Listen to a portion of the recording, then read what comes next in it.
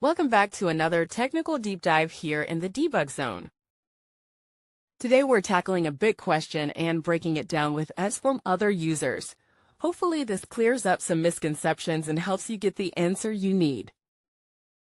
So buckle up, stay a little curious, and let's jump right in.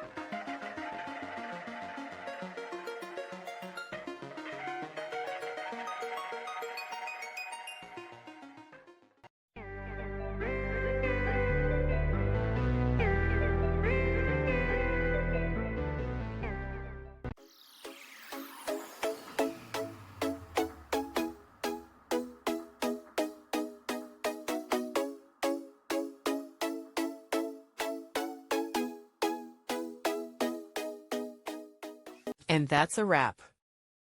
I hope you found the answer you were looking for. If you did, take a second to hit that subscribe button. It really helps out.